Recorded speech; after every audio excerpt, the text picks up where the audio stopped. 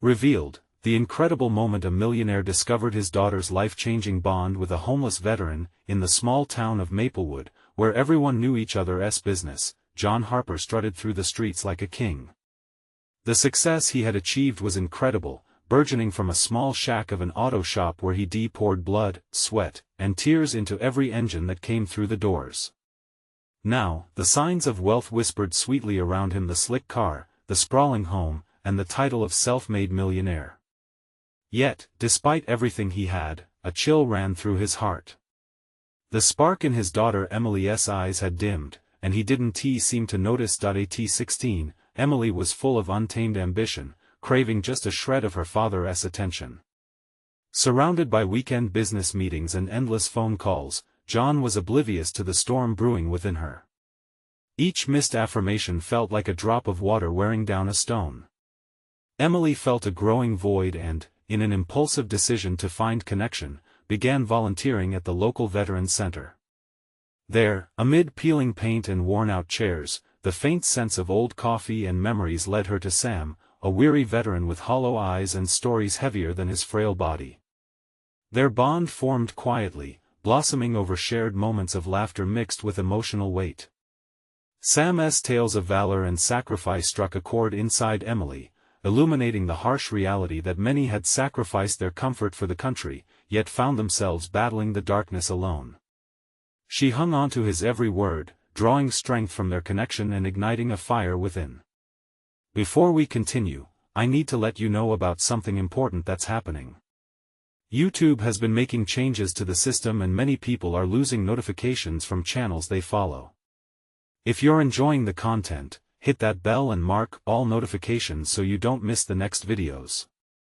And if you can drop a like, it really helps me with reach. Seriously, it makes a difference. Oh, let me know in the comments where you're watching from. I'm always curious to know who's on the other side of the screen. Now let's continue. As news of impending funding cuts echoed through Maplewood, the Veterans Center stood on the brink of collapse. The heart was about to be ripped out of the community, and Emily felt the desperation surge within her. With Sam's encouragement, she rallied a group of her peers and began organizing a stand against the cuts. The town hall meeting was slated to crescendo into an emotional showdown, one that could threaten the very fabric of her relationship with her father. John, immersed in work and prestige, figured his daughter's cause was just a fleeting phase, a teenage whim that would pass like the seasons. Yet, there was something deeper growing, something he had yet to perceive. That evening at the town hall, he arrived prepared to discuss his next business venture when he was met with Emily's fiery spirit on full display. Misunderstanding transformed into dawning realization as he watched her stand tall, addressing the crowd with heartfelt conviction. As her voice echoed through the room, pleading for the veterans, a thunderous wave of understanding crashed over John. Here was his daughter, where had she been all these years? In her passionate plea, he saw more than just a fleeting distraction. He saw hope, humanity, and the wide chasm that had grown between them. Could he really ignore what had ignited within her? As the crowd erupted in applause around him, John felt the tension rising, questions swirling like autumn leaves caught in a storm. Would he finally confront the distance, connecting with his daughter's profound commitment to community and the emotional wealth he had overlooked for so long? The moment lingered, heavy with expectation, as both father and daughter faced decisions that could redefine their world forever. A homeless veteran. The town hall meeting crackled with energy as the applause faded. John's mind raced, caught between the roaring accolades echoing in his ears and the quiet desperation radiating from his daughter. Emily's expression was hopeful yet anxious, waiting for his acknowledgement. He could see the sparks of passion in her eyes flickering like those of a candle caught in a gust. John swallowed hard, the enormity of realization settling in his stomach. He had always been so focused on the pursuit of success that he had neglected the most crucial part of his life, his little girl who had turned into a determined young woman. "Emily," he called out, stepping through the crowd. Silence fell as he approached her, heart pounding. I didn't know," he admitted, his voice shaky but sincere. The crowd turned to watch, tension thickening the air. "Dad," she said, her voice barely above a whisper, I just want to make a difference. The veterans need us, they need help. I know, he replied, shaking his head slowly as if trying to awaken from a dream. I didn't support you the way I should have. I was blind. His chest tightened as he glimpsed years of missed moments, the birthday parties he had skipped, the late-night conversations that had gone unattended. The old man Sam had often told her that a true leader wasn't afraid to admit their mistakes.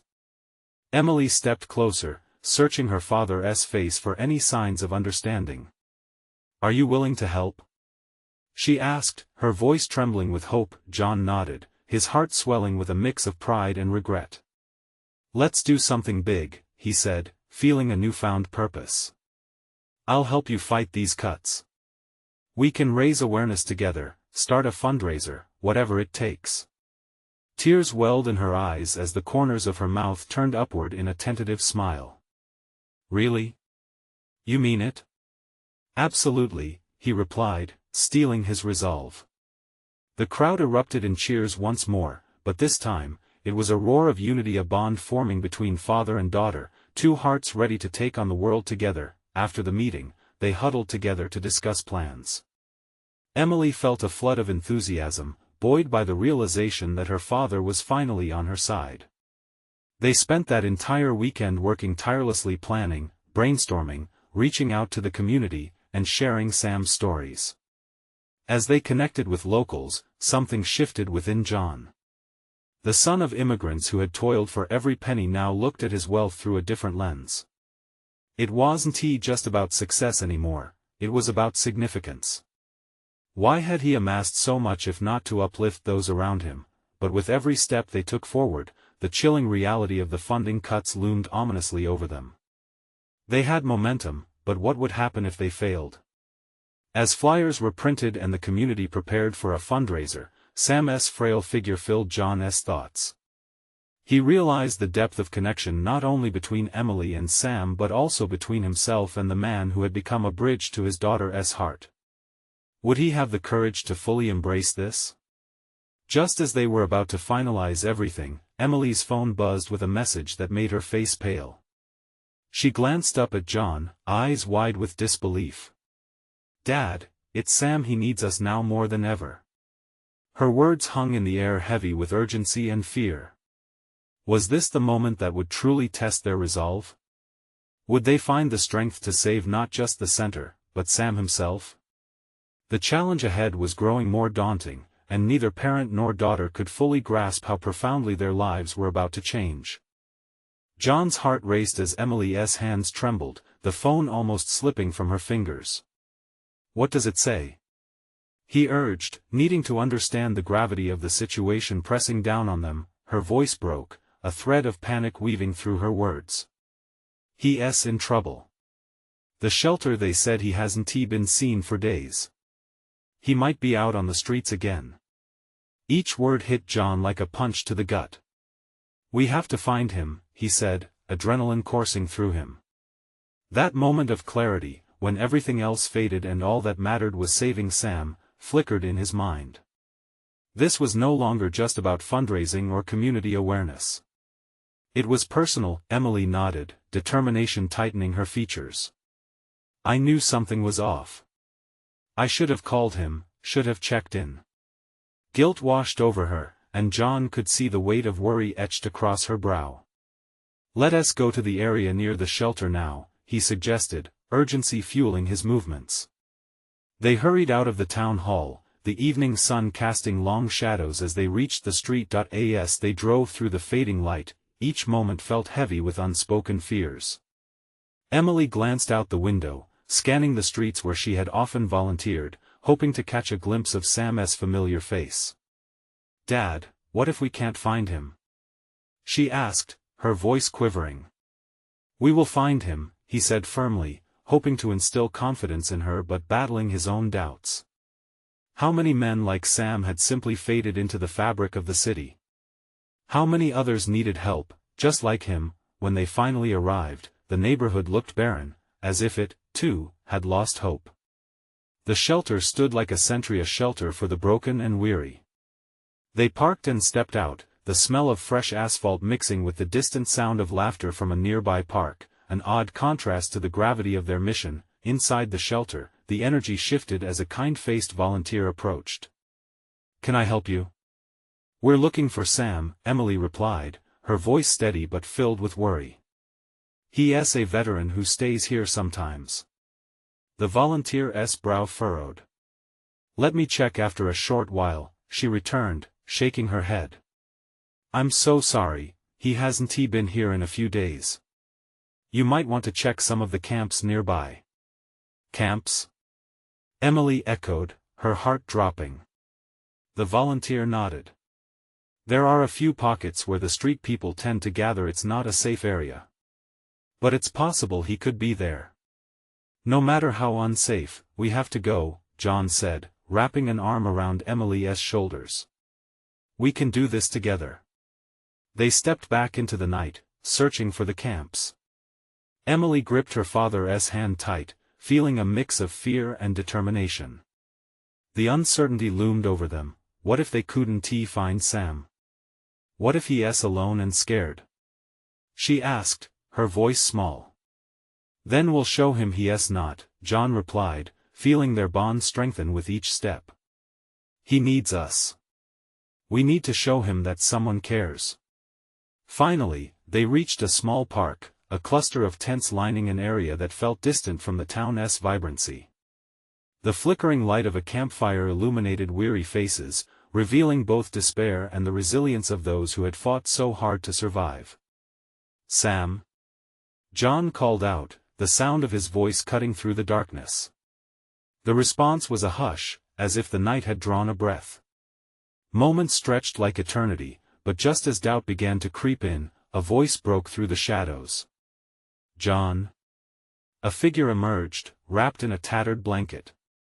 Sam's face was worn but familiar, his eyes reflecting the firelight as hope surged within John. "Sam! We've been looking for you!" Emily exclaimed, relief flooding her, but as they rushed forward, something deep within John stirred a realization that this night was only the beginning. They were about to plunge into a battle no one could anticipate, fighting not just for Sam but for every veteran whose voice had been drowned out. The urgency of this moment became clear. They were on the brink of discovery, not just of Sam's whereabouts but of the life-changing bond waiting to be forged. "Emily," John declared, "we're just getting started. This is our fight now, and we're not backing down." What awaited them next would challenge every ounce of their strength and reveal the power of love, resilience, and community, their greatest weapons. Could they unite their community in this fight, and would Sam's fight for survival spark something greater?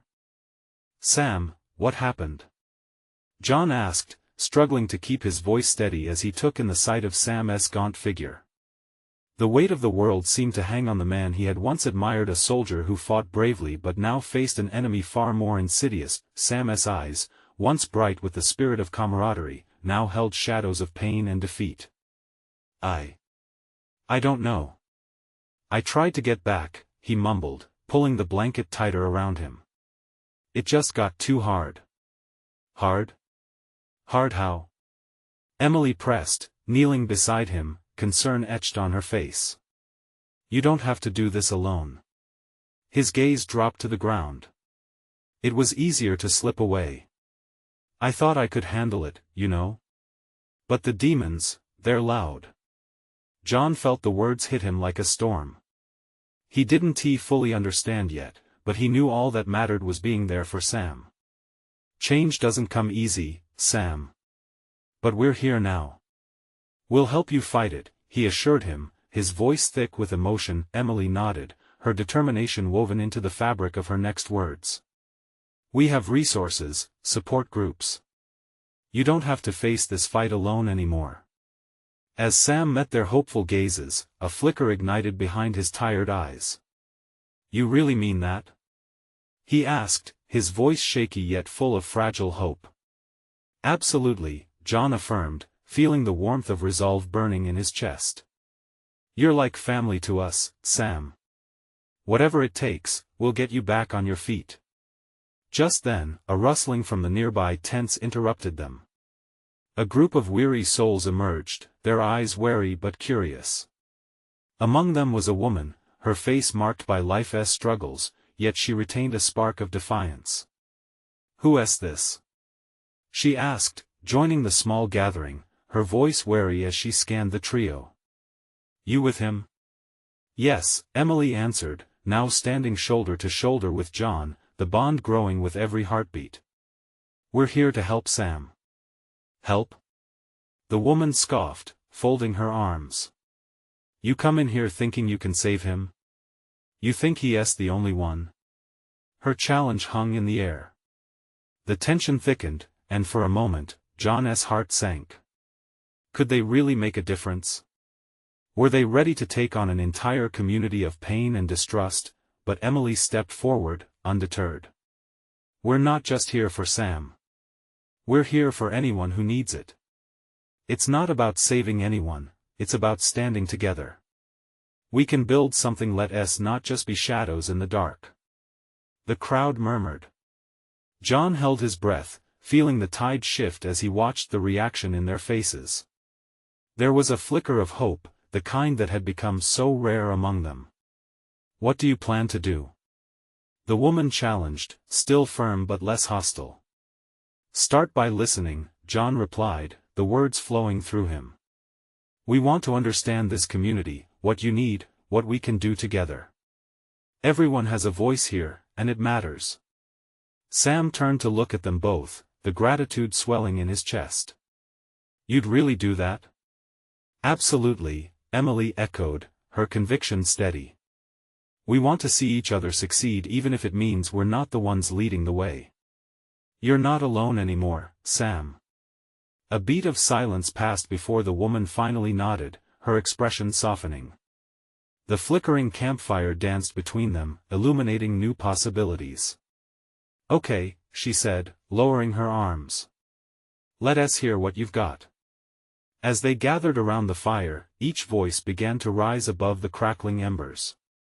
They shared stories, losses, hopes, and a vision for what could be built together.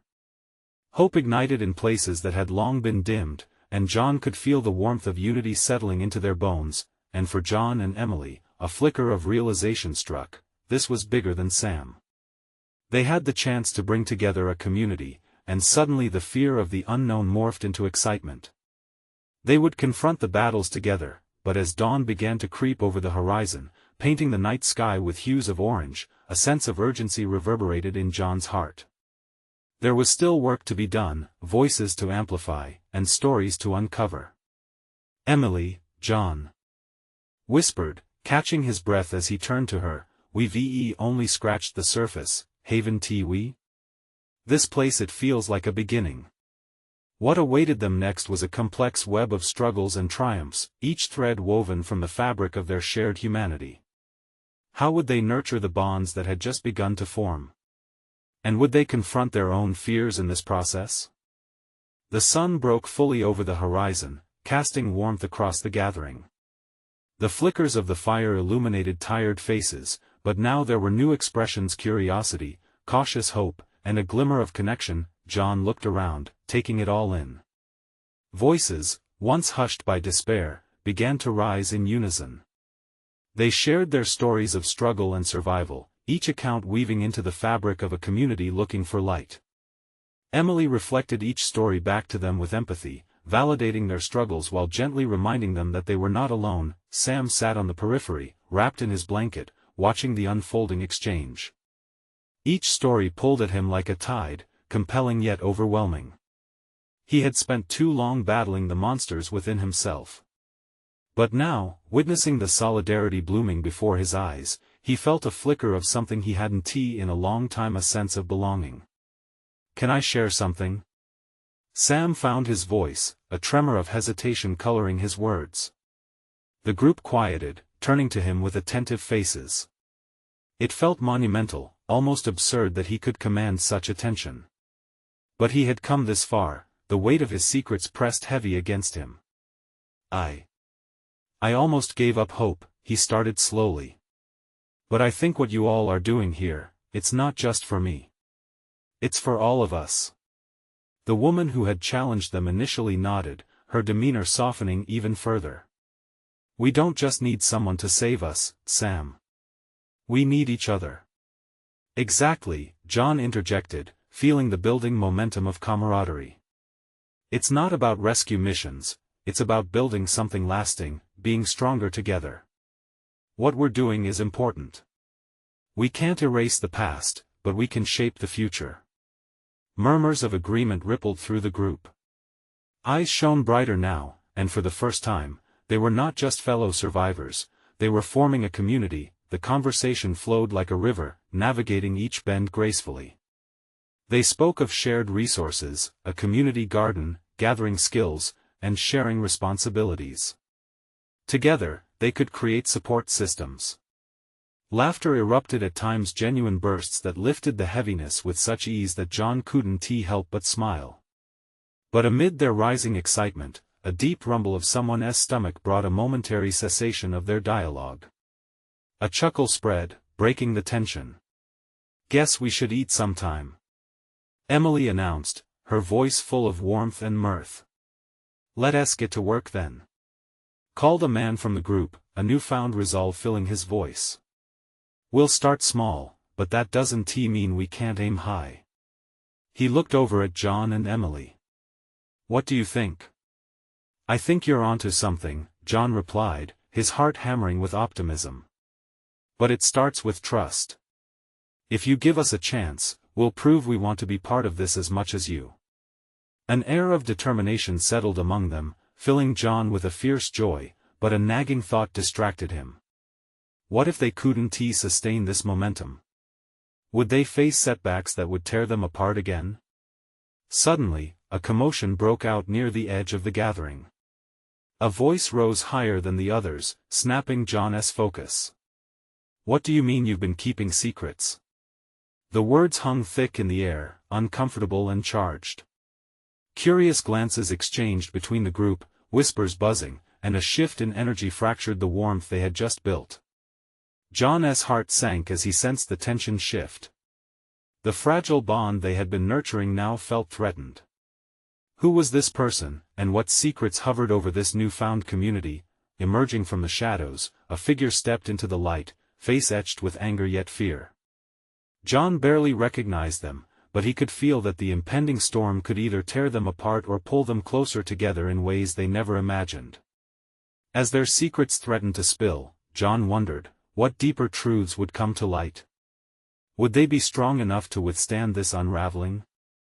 As the figure stepped forward, tension rippled through the gathering like a drought-stricken field suddenly catching rain. It was Lisa, a once familiar face, but now a ghost of the vibrant woman John remembered. Her hair was disheveled, her clothes ragged. Anger flickered in her eyes, but behind that was something deeper, a fear that might soon consume them all. "What secrets? What are you all hiding?" Her voice cracked, echoing against the silence. The group shuffled nervously, a fresh wave of uncertainty crashing over their budding sense of community. John took a step forward. "Lisa, what do you mean? We're just trying to what?" She cut him off, her hands trembling. "You think this is some happy little camp? You think we can just pretend the outside world doesn't exist? There's danger, and it's real." Murmurs of concern danced through the crowd.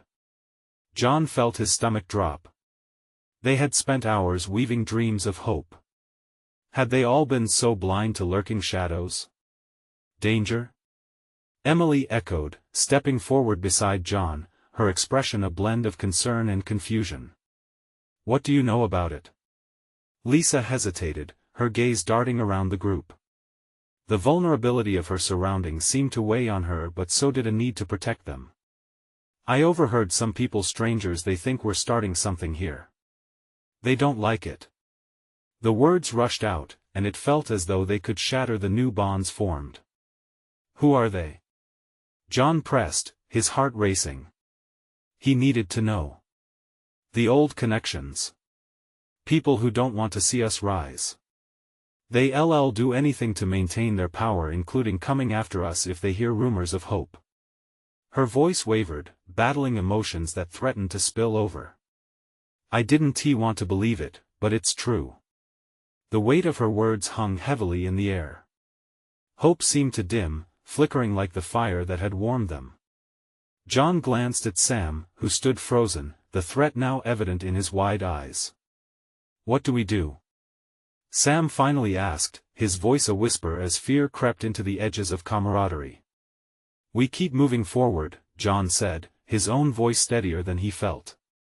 "But we do it with caution. We can't let fear destroy what we've created here. We've started something special, and it must mean something." Lisa crossed her arms tightly, her expression torn. "And if it doesn't?" The question hung there, heavy with uncertainty. What if everything they fought for crumbled under pressure? Would they lose the fragile moments of togetherness they had just begun to nurture? "We'll figure it out together," Emily chimed in, her warm voice cutting through the chill starting to settle. "We're a community, and communities support each other, even in dark times. We can be strong."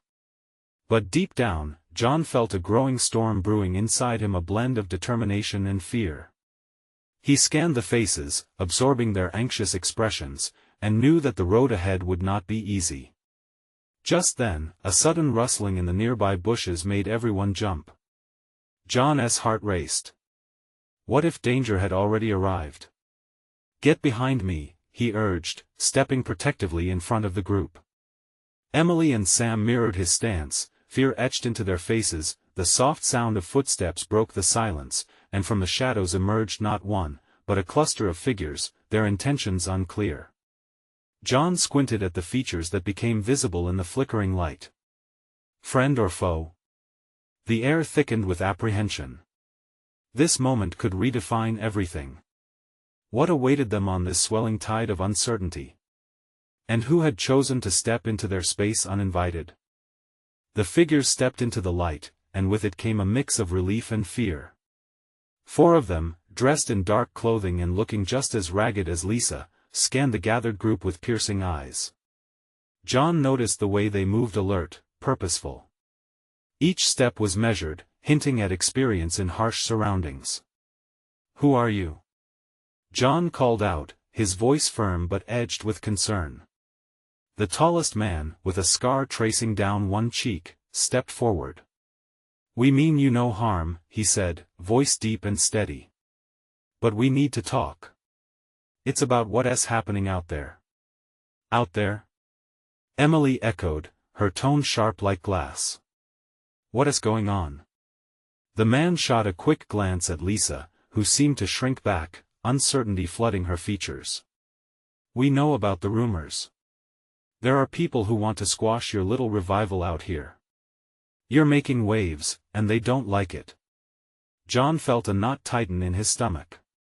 "We just want to build a better life. Why would anyone want to stop that?" The scarred man sighed heavily and ran a hand through his messy hair. "Because power thrives on fear. They want everyone to believe that hope is futile. If they think you're gaining support, you're a target." "Who is they exactly?" John insisted, feeling the weight of the moment settle heavier on his shoulders. "That's not what matters right now," the man replied, his gaze sweeping the group. "What matters is how you respond. You have to be ready. They won't come with open arms, they'll use intimidation. There are numbers against you." John's heart raced. "So what do we do? Hide? Give up?" "Never," Emily interjected, the fire in her eyes igniting the rest of the group. "We stand our ground. We're not afraid." Lisa stepped forward again, the impossible blend of rage and fear flickering within her. "Listen, I don't know if I can trust you." "Why should we?"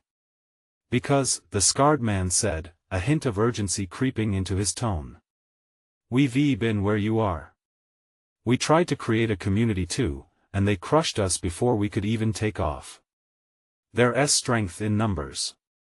We can help you, but you have to accept that danger is real and prepare accordingly." Sam's expressions shifted from fear to hope. "What do you mean, help us?" The taller man exchanged glances with the others and nodded. We can offer training, supplies, intelligence. But it's no simple task. You all have to commit. Are you in?" Silence wrapped around them, heavy with the weight of the decision. John could feel the collective fear, the knot of uncertainty swelling in everyone's chest. Would they forge ahead, risking everything, or retreat into the shadows of caution? Finally, John stepped forward, meeting the man's gaze. "If we accept your help, we need transparency. No secrets. We'll either stand united, or not at all." The scarred man's eyes narrowed, assessing the resolve burning within John. "All right. We'll lay everything on the table. But time is short. You have to be ready to move quickly." At that moment, an echoing crack in the distance startled them. The sound ricocheted through the woods, like a tree splitting, followed by a growing commotion. The air shifted, thickening with the scent of trouble closing in. "What was that?" Lisa whispered, tension creeping back into her voice. John's instincts kicked into high gear. This was it. The storm they had been warned about. The time for waiting was over. A united stand was no longer a mere declaration, it was becoming a crucial reality. But what would they face beyond the trees? And would they be ready for what lurked in the shadows? The earth shook underfoot as the commotion grew closer. John's heart pounded in his chest. He turned to face the group, urgency in his eyes. "We need to move. Now. Get behind the trees, use the cover. We can't let them see us." Emily's lips curled into a determined line as she nodded. "We won't let them scare us away. We're stronger than they think." The group quickly took action, ducking behind the rough bark of towering trees while keeping their eyes narrowed on the shadows creeping closer. "Is it them?" Sam whispered, his voice barely audible, fear lacing each syllable. "Are they coming for us?" The scarred man held up a hand to silence them, straining to hear. The distant rumble grew louder, punctuated by shouts and sounds of branches snapping, as if an invisible force were barreling towards them. Lisa was frozen, wide-eyed and pale. John instinctively grasped her shoulder, feeling the tremor run through her. "Stay close, Lisa. We'll face this together." He could see the flicker of fear in her eyes, but it was dulled by something else, a fierce will to survive. She nodded, grounding herself in that moment. From behind cover, they spotted a group of men, marching forward with grim faces and menacing postures. John squinted, desperately trying to size up their numbers. "There could be 10 of them," he whispered, barely keeping the mounting anxiety from rushing out. "They've probably caught wind of our conversation," the scarred man said, his voice steady despite the chaos.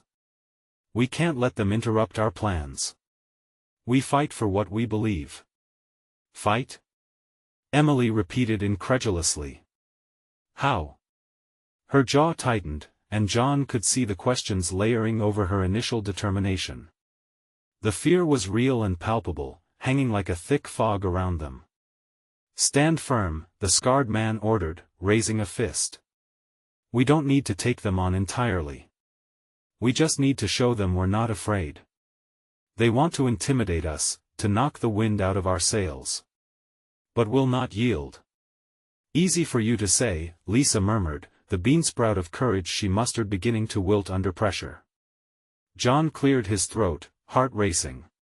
"We need to show them we believe in what we're doing.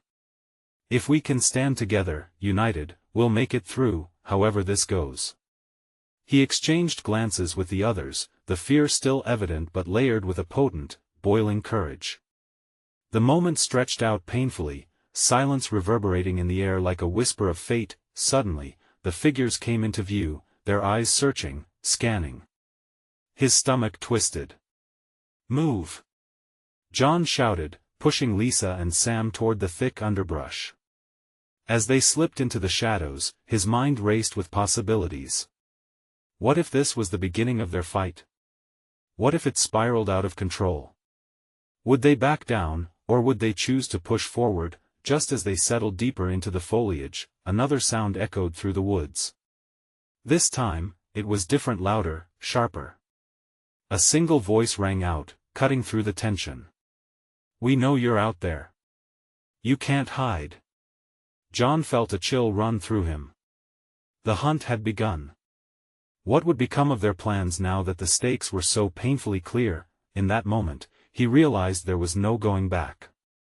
They either stood to defend their future or let it slip through their fingers once and for all.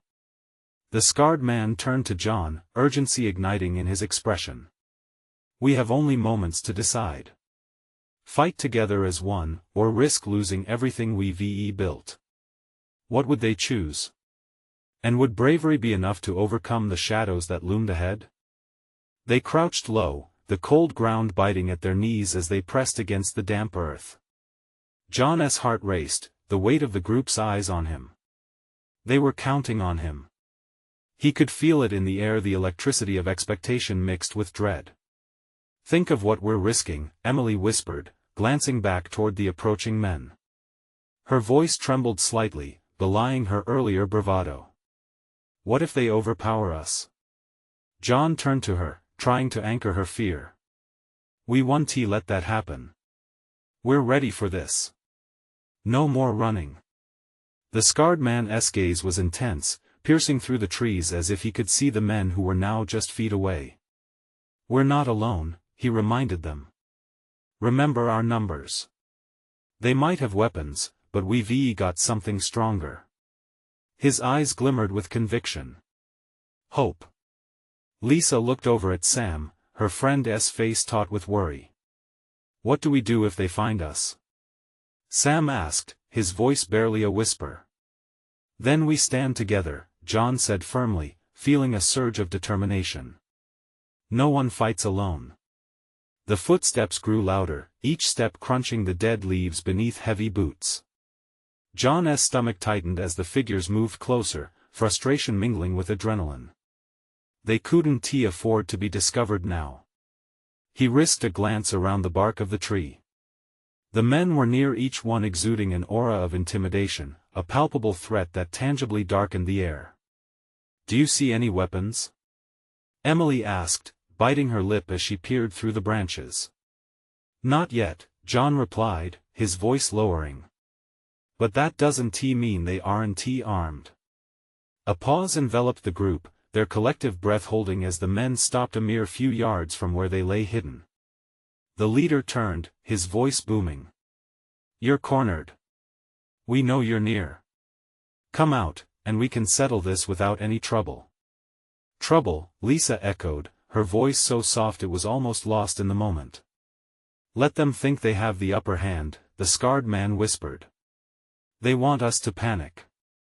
We won't give them that satisfaction." Another man in the group sneered, his eyes narrowing as he scanned the trees. "You think we'll just let you stay hidden? It's time to prove your worth." That did something to John.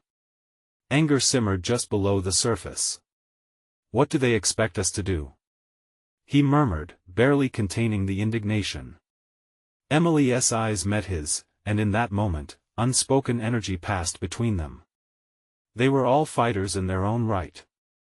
"We can't let them force us out. This is our home. We've fought for it already."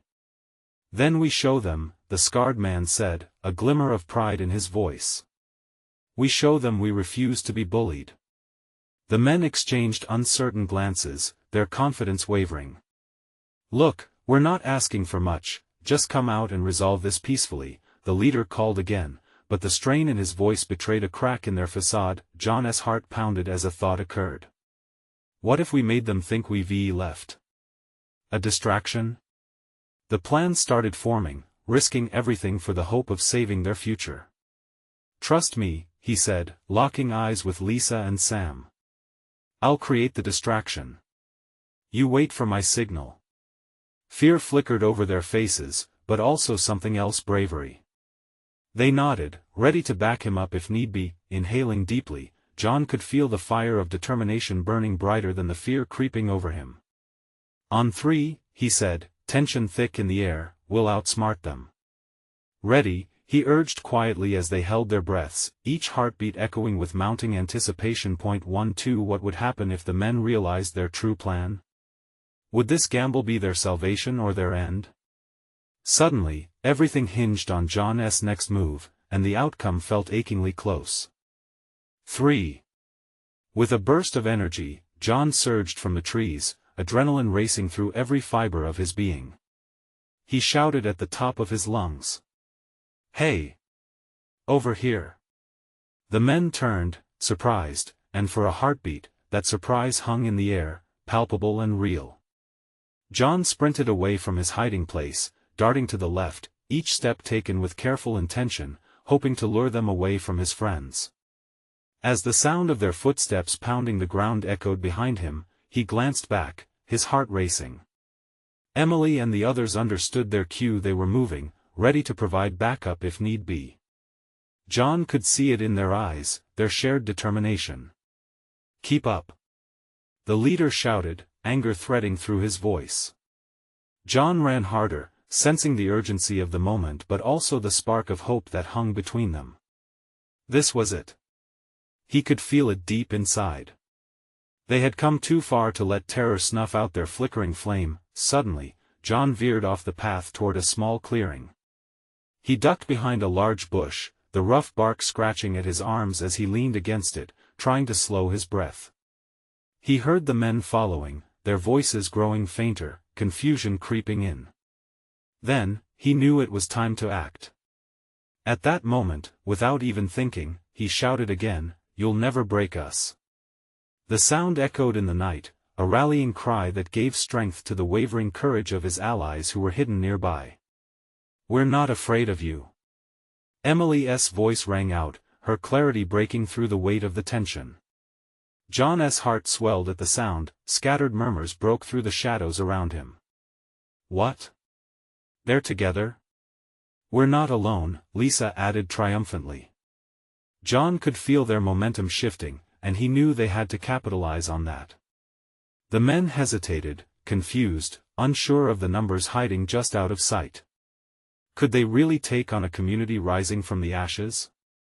John peeked through the bush, catching sight of the men shifting nervously, one whispering something that looked more like a retreat than a challenge. "Now!" he shouted, springing back into the clearing, his energy igniting the crowd. Emily, Sam, Lisa, and the others joined him, stepping forward into the glow of the moonlight, faces determined and fierce. "Together!" John declared, feeling the energy pulse through them like electricity. In that moment, they formed a line of solidarity, each person standing tall, fortified by their shared purpose. The men were on the verge of backing away, but John sensed their fear embodied in their expressions. "You think you can intimidate us, but we're stronger than you realize. This is our home, our community." Emily stepped forward, her voice fierce. "You think you can take down those of us facing struggles? We're rising, and we're not backing down. Do you understand?" Another man turned, one who seemed less confident, his gaze wavering between their group and his companions. "This isn't what we signed up for," he muttered, backing away, the leader's voice cracked, frustration climbing higher. "You're outnumbered, we can take you all out." "No," Sam replied, stepping up beside John, voice steady as a rock. "You underestimate the strength of community. We grow stronger with every challenge." With that, something shifted. The tension in the air grew thick with defiance. With those words, murmurs erupted among the men, uncertainty rising like the sun teasing the horizon. The leader's confidence faltered, backing off once again. "We don't have to do this. Just walk away." "A community is built upon unity and resilience," Lisa chimed in, emboldened. "We're just getting started. We invite you to join us." Glimmers of realization flickered in their eyes, slowly replacing the anger and intimidation. What had once felt like a battle now transformed into a moment of self-reflection for both sides. "Maybe we don't need to fight," the timid voice spoke again, facing his companions. "Maybe we can help instead." John felt the weight of the moment hanging in the cool night air. The tide was changing, and the embers of hope glowed brighter than before. "It's your choice. You can be a part of this, too," he said, extending his hand. "Join us, and we can do this together." Slowly, unease evaporated among the gathered men as they began to lower their guard, some exchanging uncertain glances, others looking toward the community they had once viewed as adversaries. The leader scowled, wrestling with his decision. But when he looked at the determined faces surrounding John, he saw not just a united front but a budding opportunity. Maybe we can do something together." In that moment, everything shifted again. Accusations turned to proposals. Hateful comments turned to invitations to collaborate. In the midst of darkness, the power of hope displayed its true strength, and they all stood tall, an unexpected collective forged in vulnerability, defiance, and determination. As dawn blossomed over the horizon, it painted their surroundings with brilliant colors, each brushstroke a reminder that they had risen, hand in hand, to fight for a community knit together by purpose. Together, they would navigate the road ahead, no longer divided, but merged by the ties of shared humanity, unwavering in their goal of making Maplewood a place where all could thrive. As John's gaze swept over both new allies and old friends, he couldn't help but smile with full and grateful heart. This was what community meant, a coming together, a true transformation. They were no longer just individuals, they were a singular force, ready to shape their future. You need to subscribe now. This is the moment to show your support. Don't wait not even one more second to share this video with at least 5 friends who need to see this transformation. Leave a like now to feed the algorithm, and comment below your reactions and feelings about the ending. Help us build this community.